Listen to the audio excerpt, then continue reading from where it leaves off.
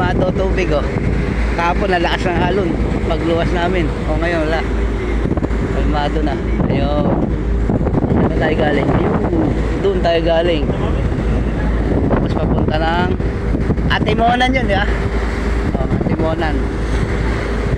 Ayun oh, ganda ng tubig oh. Kalmado. Kahapon lakas ng alon.